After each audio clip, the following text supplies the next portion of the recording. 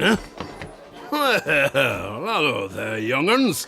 Shouldn't you cheeky little sprats already be abed? What's that?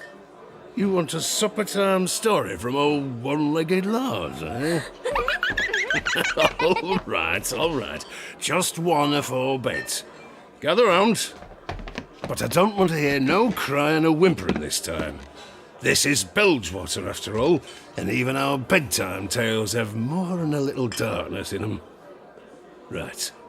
Now, you've heard of the tidal trickster, the little ocean sprite they call Fizz, ain't you? You have? Good.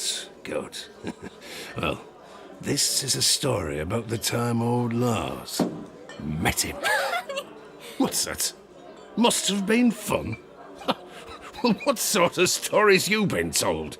No, it weren't fun, thank you very much.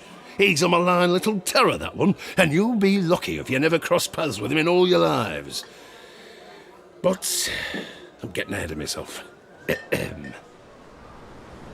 Right, so there I was, clinging to a rock out in the jagged straits. My ship was sunk. Don't matter how it happened, here's a tale for another night, maybe.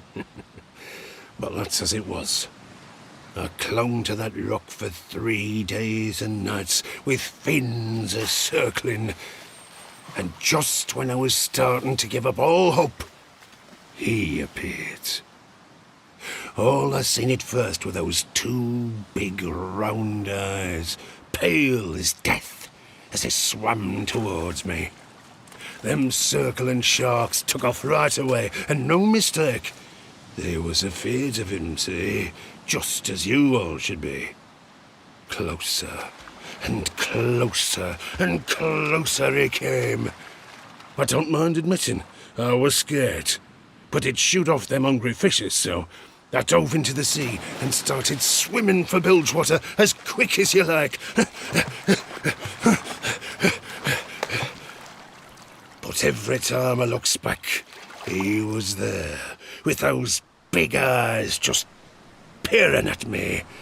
I finally get to shore and thought I'd lost him, but how wrong old Lars was.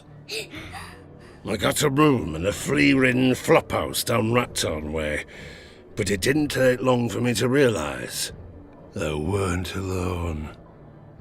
What first clued me in was the creeping stink of seaweed and fish in my room. Well, that and the little wet footprints on the stair when I woke in the morning. They call him the Trickster, and he certainly lived up to the name. Put seawater in my porridge when I weren't looking. Tied me bootlaces together so I fell as soon as I took a step. And slipped eels under me blankets. Gave me a right proper scare when they started wriggling, I'll tell you. And all the time, I hears him laughing. Still makes me skin crawl just to think of it. For a whole week, Fizz haunted me. Drove me fairly to the brink of madness.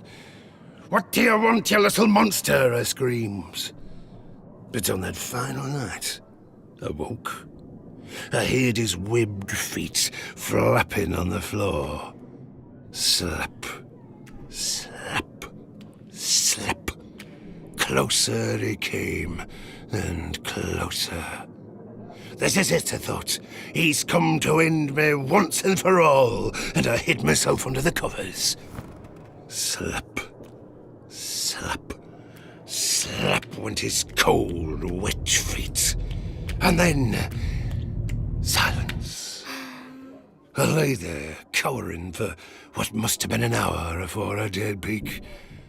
Slowly I reaches out, lights the lamp. And do you know what happened next? Nothing.